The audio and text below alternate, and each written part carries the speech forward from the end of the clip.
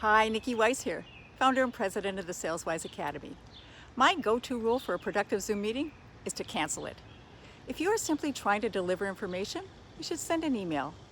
You could even record a video and send it to people to watch in their spare time. If you're not going to cancel it, that's because it's a conversation. And if there's more than 4 people on the call, you can't have a conversation. Therefore, you have to have breakout rooms.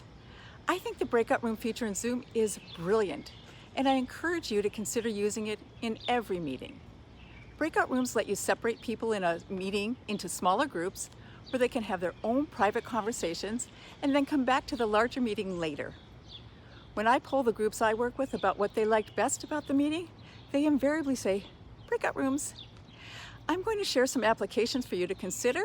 To learn how to set up and use the breakout room function, go to Zoom or YouTube for short instructional videos.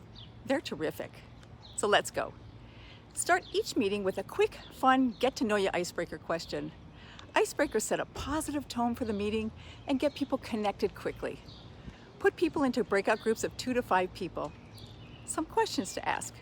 How many places have you lived? What was your highlight of the week? What did you struggle with as a child?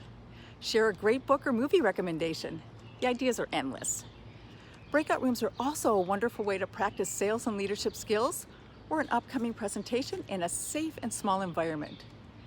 Please consider joining the SalesWise Academy if you want your team to practice and improve their skills. Was that a plug? Another time to use breakout rooms is when your team is wrestling with an issue. Lots of people are uncomfortable speaking in a larger group and are okay speaking in the smaller group. Here are some topics for your team to chew on. How to stay visible when you can't visit your customers in person. Strategies to grow an existing account into a whale-sized account. Sharing customer impact stories to use in your marketing and sales calls, or how to develop your next layer of leaders. Put people into triads and give them enough time to explore an issue, like 15 to 30 minutes. Ask each triad to write their top 1 or 2 ideas in the Zoom chat feature, which you can then save as a record. You will be delighted by the thoughtfulness and practicality of the ideas.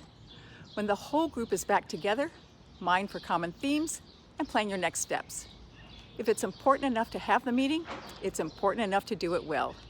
Breakout rooms are your ticket. They increase engagement, participation, and the quality of ideas. You got this. You can do it. Bye for now.